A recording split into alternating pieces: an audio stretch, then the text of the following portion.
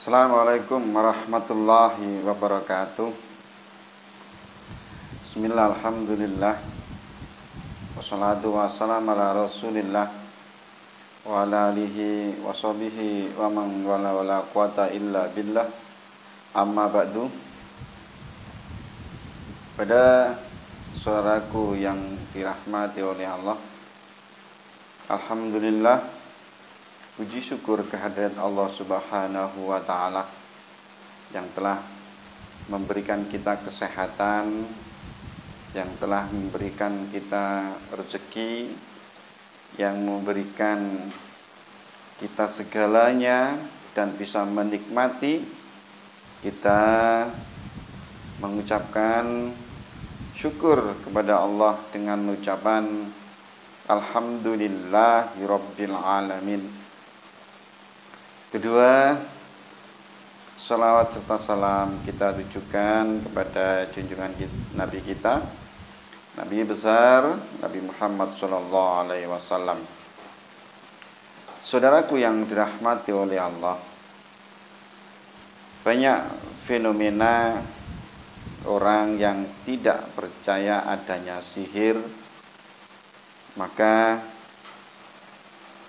kita atau saya di dalam mempelajari ruqyah, sebenarnya dari dulu kita berikan edukasi atau kita memberikan pelatihan ruqyah, menjelaskan bahwa sihir itu ada sejak dulu hingga akhir kiamat nanti.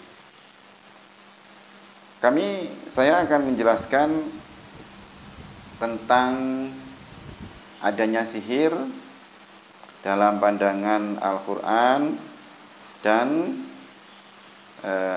sunnah Rasulullah SAW. Benarkah sihir ini ada?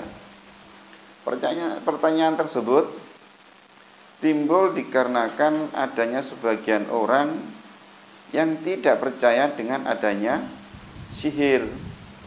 Bahkan mereka juga tidak percaya bahwa Nabi Muhammad SAW pernah terkena sihir. Untuk membantah mereka, mari kita lihat dalil-dalil dari Al-Quran dan dari sunnahnya Rasulullah yang menerangkan bahwa sihir itu memang ada dan memiliki pengaruh baik pada fisik maupun psikis seseorang, dan bisa menimpa siapa saja yang termasuk para nabi dan para rasul. Nah, kita mengambil dalil dari Al-Quran, ya, surat Al-Baqarah ayat 102. Lalu ada dalilnya surat Yunus ayat 77. Lalu ada surat Yunus ayat 81 sampai 82 yang artinya, maka Musa mereka takut dalam hatinya. Kami berkata, janganlah kamu takut, sesungguhnya kamulah yang paling unggul atau menang, dan lemparkanlah apa yang ada di tangan kananmu. Niscaya ia akan menelan apa yang mereka perbuat. Sesungguhnya apa yang mereka perbuat itu adalah tipu daya tukang sihir, dan tidak akan menang tukang sihir dari mana saja ia datang. Ini di dalam Al-Quran sudah dijelaskan tentang sihir. Lalu ayat Al-A'raf ayat 117 sampai 122. Lalu banyak dari pendapat-pendapat para ulama, ya. Surat Al-A'raf,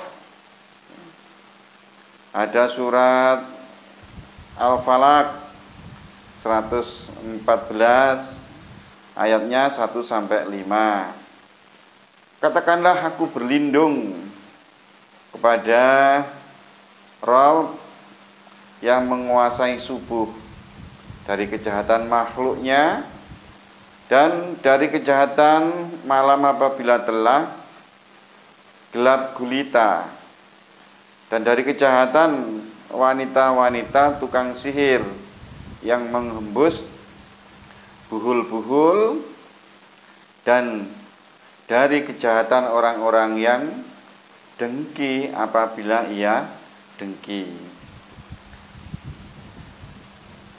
Al-Qurtubi mengemukakan, dan dari kejahatan wanita-wanita tukang sihir yang menghembus buhul-buhul, yakni tukang sihir wanita menghembuskan pada buhul-buhul pada saat membaca mantra.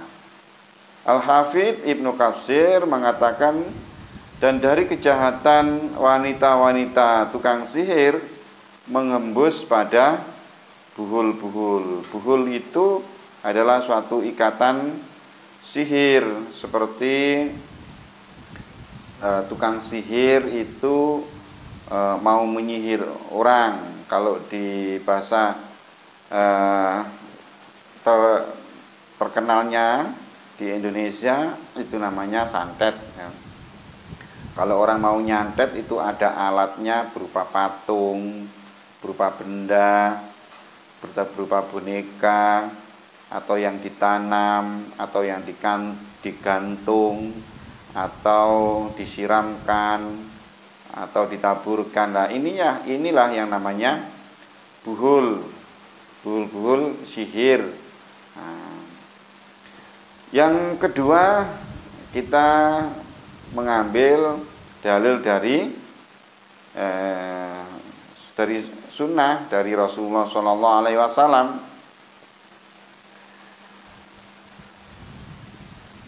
Dari Aisyah radhiyallahu an, Rasulullah pernah disihir oleh seorang dari Bani Zuraik yang bernama Labid bin Al-Asyam, sampai Rasulullah SAW dibuat membayangkan seolah-olah beliau melakukan sesuatu padahal beliau tidak berbuat apa-apa. Sampai pada suatu hari atau pada suatu malam ketika beliau berada di sisiku, kata Aisyah, akan tetapi beliau terus berdoa dan berdoa. Kemudian beliau bersabda, "Wahai Aisyah, apa kamu tahu bahwa Allah Subhanahu wa Ta'ala memberikan jawaban kepadaku tentang apa yang aku tanyakan kepadanya tentang sihir tersebut?" Maksudnya Rasulullah, ada dua orang yang mendatangiku, satu di antara duduk di dekat kepalaku, yang satunya lagi berada di dekat kakiku. Lalu salah seorang di antara keduanya berkata kepada temannya, "Sakit apa orang ini?" Nah, yang temannya satunya mengatakan, "Disihir." Saut temannya, "Siapa yang telah menyihirnya?" Tanya temannya lagi. Temannya menjawab, "Labin bin Al-Asam." Dalam bentuk apa itu sihirnya sampai diberitahu seperti itu? Dia menjawab, pada sisir dan rontokan rambut ketika disisir. Dan kulit mayang kurma jantan. Lalu di mana semuanya itu berada? Tanya temannya. Dia menjawab, di sumur Jarwan. Kemudian Rasulullah SAW mendatangi sumur itu bersama beberapa orang sahabat beliau. Lalu beliau datang dan berkata, wahai Aisyah, seakan-akan airnya berwarna merah. Seakan-akan berwarna merah dan berkata, seakan-akan berwarna merah seperti perasan daun pacar. Daun pacar warnanya merah seperti darah. Dan seakan-akan kulit mayang kurma seperti kepala syaitan.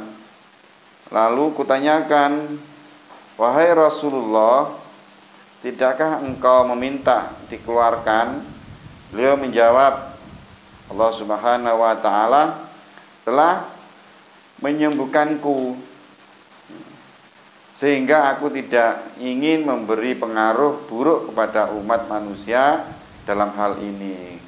Kemudian beliau memerintahkan untuk menimbunnya, maka semuanya pun ditimbun dengan segera. Makna hadis ini, orang-orang Yahudi, semoga Allah Subhanahu wa ta'ala melaknat mereka, telah bersepakat dengan Labid bin Al-Asham, tukang sihir Yahudi tersebut terhebat, maksudnya untuk menyihir Rasulullah dengan imbalan 3 dinar secara spontan. Labid, si manusia sengsara itu, segera melancarkan sihir pada beberapa helai rambut Nabi SAW. Ada yang mengatakan bahwa Labid mendapatkan beberapa helai rambut dari seorang anak kecil yang pernah pergi ke rumah Nabi. Pada beberapa helai rambut itu, Labid melancarkan sihir dan kemudian meletakkannya di sumur Jarwan. Secara lahiriah, melalui penggabungan beberapa hadis, bahwa sihir ini termasuk jenis sihir yang dimaksudkan untuk memisahkan suami dan si istrinya. Dalam bayangan Nabi SAW, beliau dapat mencampuri salah satu seorang istrinya, tetapi setelah mendekatinya beliau tidak dapat melakukannya. Tetapi sihir yang dilancarkan itu tidak berhasil mengenai akal beliau, tingkah laku dan tindakan beliau, dan sihir itu tidak berhasil memberikan pengaruh kecuali seperti yang disebutkan di atas.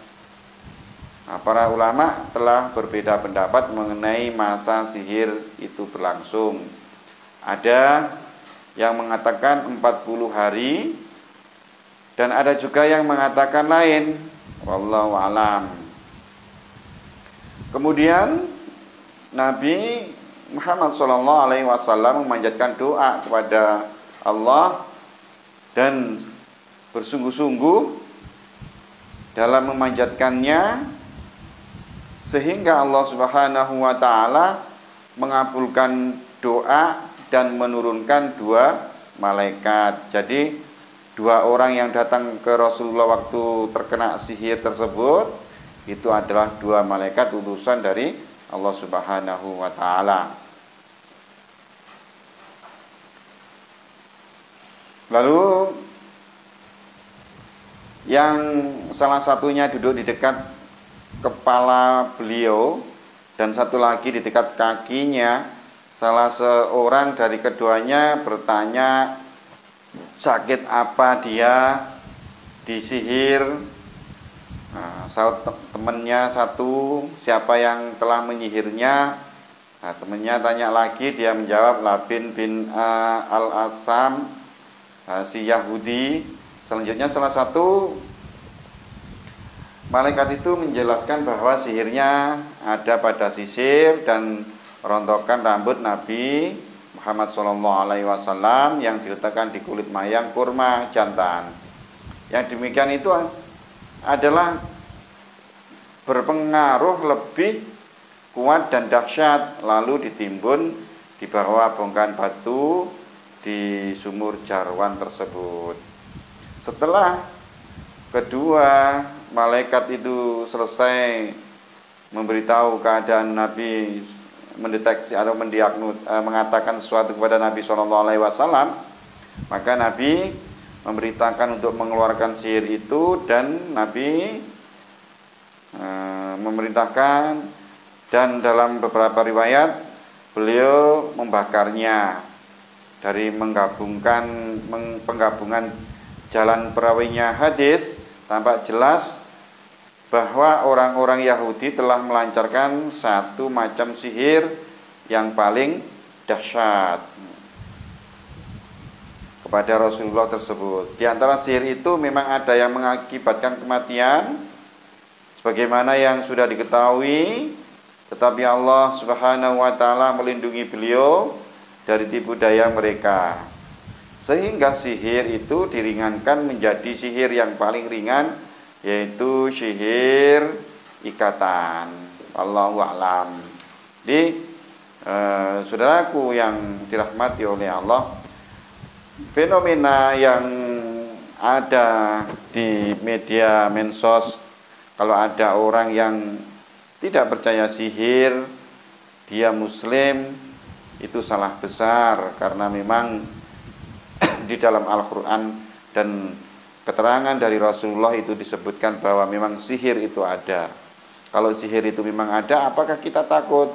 Kita nggak usah takut kepada hal-hal yang tersebut, karena di dalam Al-Quran dan perintah Rasulullah atau pendapat para ulama itu cara menangkalnya sudah kita lakukan setiap hari, ya. Maka hati-hati saudara kalau menyisir rambut, rontokannya, memotong kuku, ya, menyemur baju, dalamannya, itu bisa dipakai metode buhul bagi tukang sihir. Maka kalau memotong kuku, menyisir rambut, seharusnya sebaiknya hati-hati dan ditaruh di tempat orang yang tidak tahu, sehingga kita akan aman dari mencari dari buhul sihir tersebut. Kita sebagai muslim nggak usah nantang-nantang para dukun, nggak usah nantang-nantang para tukang sihir. Sebab apa? Sihir itu ada, yang bisa itu para dukun, dan tidak semua dukun itu menjadi tukang sihir. Tidak semua dukun itu dikatakan jelek. Ada dukun pijat bayi, ada dukun patah tulang, dan dukun-dukun yang lain. Bagi para dukun yang tidak mengamalkan keburukan, kejelekan yang saya sebutkan, ya nggak usah marah, nggak usah panas hati. Yang saya sebutkan adalah, ini adalah yang saya baca adalah dari Al-Quran dan dari hadis Rasulullah.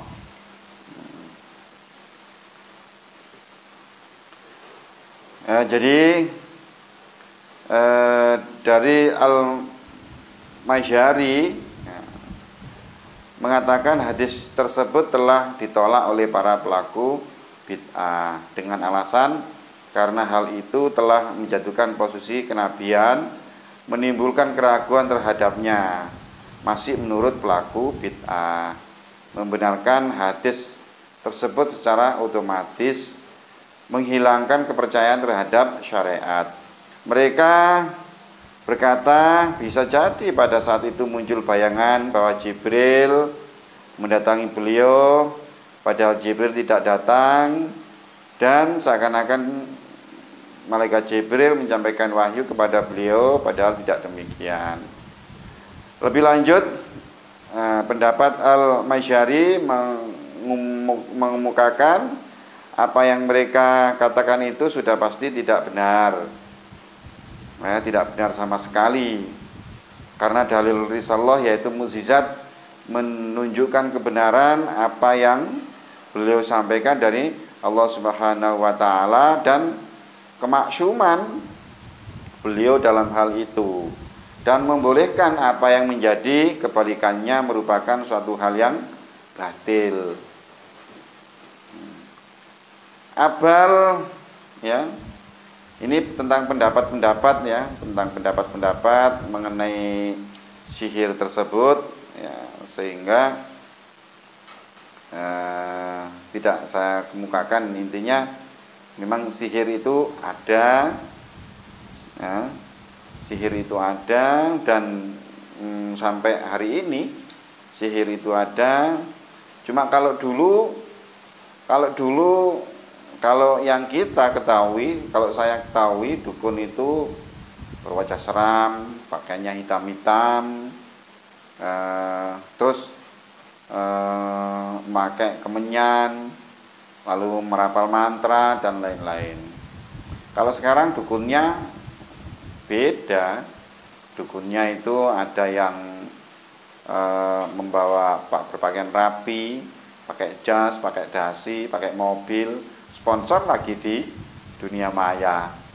Ada juga dukun abal-abal agar dibilang ustadz, padahal dia dukun. Ilmunya si ustadz ini, oknum ini adalah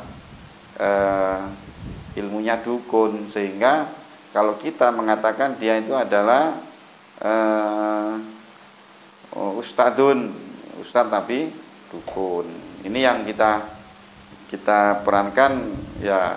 Semua peruqyah tidak pernah menantang-nantang para dukun, tukang sihir. Untuk apa ditantang? Karena memang itu sunatullah, diciptakan oleh Allah, itu ada. Sampai kapanpun itu ada. Paling tidak kita berdakwah kepada masyarakat atau mendoakan orang-orang pelaku tukang sihir yang suka menyakiti orang, diberi hidayah oleh Allah Subhanahu wa taala agar mau melakukan kebaikan, agar kembali ke jalannya yang benar, sehingga tidak melakukan hal tercela lagi. Semoga saudaraku sekalian dimanapun berada, edukasi bahwa sihir itu ada jelas berdasarkan dalil dari Al-Quran dan dari riwayat dalil sunnah dari Rasulullah Shallallahu Alaihi Wasallam. Terima kasih. Mudah-mudahan saudaraku dilindungi oleh Allah. Untuk menghindari saudara terkena sihir, maka saudara lakukan beberapa tips singkat yang saya berikan ini, yaitu pertama, baca ayat kursi minimal 1 kali setiap habis sholat, atau kalau lupa baca pagi habis subuh dan habis asar minimal 2 kali pagi dan sore, dan mau tidur juga dibaca ayat kursi. Nanti kita ada berikan cara yang detail. Insya Allah dengan cara kita menjalankan ibadah sebagai seorang muslim, kita menjalankan sholat 5 waktu dan berdoa kepada Allah, membaca apa yang diperintahkan oleh Allah, yang diperintahkan oleh Rasulullah, kita akan dilindungi oleh Allah Subhanahu wa taala dari semua gangguan makhluknya yang berbahaya. Kenapa? Karena Allah mengatakan, karena Allah memberikan perlindungan kepada hambanya yang meminta perlindungan. Terima kasih. Ihdinas siratal mustaqim. Assalamualaikum warahmatullahi wabarakatuh.